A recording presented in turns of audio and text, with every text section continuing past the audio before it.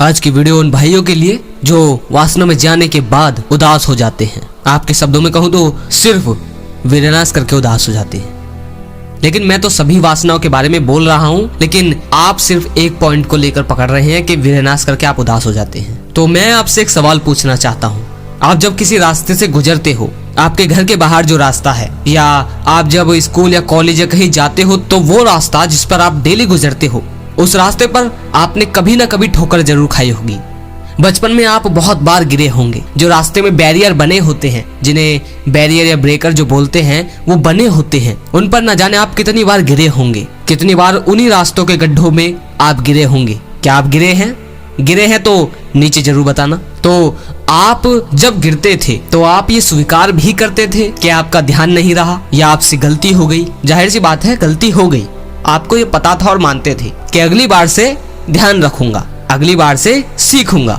या ये सोचकर उदास हो जाते थे कि ओ मैं तो गिर गया, बहुत परेशानी हो गई। और फिर हर बार उसमें गिरते थे या नहीं ना? आप कई बार गिरे होंगे, लेकिन जिस दिन गिरे होंगे उस दिन ये मन में आएगा कि अगली बार से नहीं गिरूंगा।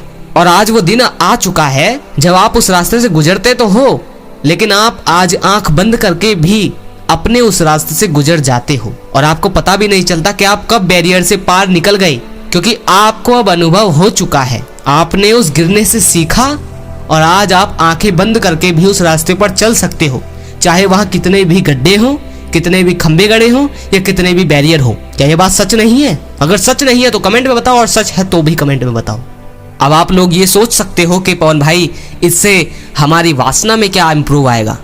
तो आप एक बात बताओ, जब आप उस बैरियर को, गड्ढों को, खंभों को, उनसे टकरा जाते हो या उनसे गिर जाते हो, तब तो तुम कभी रोना धोना लेकर बैठे नहीं। तब तो तुमने सीखना ही चाहा कि अब गिरा हूं, अगली बार से ध्यान रखूंगा। लेकिन जब तुम विनाश करते हो या वासना में जाते हो, किसी भी वासना में, चाहे वो संसारिक मोह हो या शारीरिक वासना हो, जब आप इनमें जाते हो और जब ये आप कर लेते हो, तो आप रोना धोना लेकर क्यों आते हो? क्यों नहीं सीखते उस जीवन से जब आप गिरे थे? क्यों नहीं समझा उस पल जब आप वासना में थे? क्यों सीखते नहीं हो? और जब सीखते नहीं हो तो आप फिर इलाज ढूंढते डोलते हो। अगर वासना में चले भी गए तो इसका मतलब ये थोड़ी ना है कि गलती हो गई या पाप हो गया या अधर्म कर दिया। अरे सीखना चाहिए कि शारीरिक मोह हो या पैसों का या किसी भी चीज का आकर्षण हो, आकर्षण तो आकर्षण ही है, पर उस परिस्थिति में जब तुम होते हो तो उस स्थिति को जीकर देखो, समझो उसे डीपली, उसे गहराई से समझो कि इस समय मेरे शरीर में होता क्या है, क्या क्या बदलाव होते हैं, मेरी मानसिकता अपने आप कैसे बदलती है। सीखते क्यों नहीं? लेकिन आपको सीखना नहीं है, आपको बार बार बैरियर पर गिरना है। सीखना नहीं है, आंखें खोलनी नहीं है, गड्ढों में बार बार गिरना है और फिर रो धोकर हम जैसों की वीडियो को ढूंढते डोलते हो। मैंने एक लाइन ये पढ़ी थी कहीं पर कि एक मोटिवेशनल स्पीकर बाप की तरह बोलता है और एक बाप मोटिवेशनल स्पीकर की तरह, और इस बात में बहुत सच्चाई है। आज हर कोई तुम्हारे बाप बनकर बैठे हैं और तुम्हारे बाप की तरह बोल रहे हैं।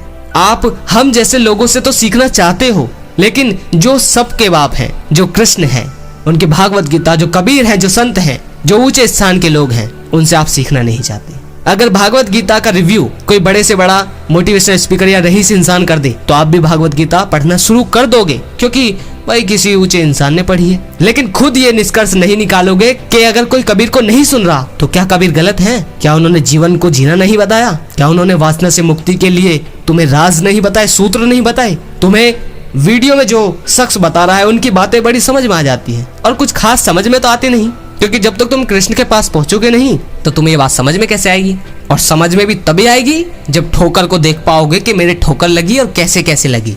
जब ठोकर लगी तब स्थिति कैसी थी, कैसा फील था, कैसा अनुभव था, क्या क्या बदलाव थे तुम्हारी मानसिकता में, क्या क्या शारीरिक बदलाव थे। लेकिन जब तुम करते हो तब तुम उदास रहते हो, और जब कर लेते हो तब तुम और ज्यादा रोते हो। लेकिन वो चीजें अनुभव नहीं की, सीखा ही नहीं, संभलने की कोशिश नहीं की, संभले ही नहीं। आप सोचते हो कि मुक्ति माने न जाने क्या, लेकिन आपको नहीं पता कमियां सबके अंदर हैं। मैं भी हर दिन ठोकरे खाता हूँ, हर चीज में। वासना से निकला तो किसी और चीज में मोह में हूँ, लेकिन इसका मतलब ये नहीं है कि कमजोरियों को लेकर मैं किसी और के पास समाधान ढूंढने चलूं। मैं कमजोरियों के साथ चलूंगा, बेइज्जती हो या कुछ भी हो पर चलूंगा, और चलने के साथ साथ निवारण भी करूंगा, क्योंकि कमजोरियां मेरी हैं और मैं उनसे सीखता हूँ। ऐसे ही ये शारीरिक वासना ही नहीं, अगर तुम ये समझ रहे हो कि वासना ही सब कुछ है तुम्हारे जीवन में, कि इसकी वजह से तुम्हारा जीवन नाश हो रहा है, तो ये झूठ है।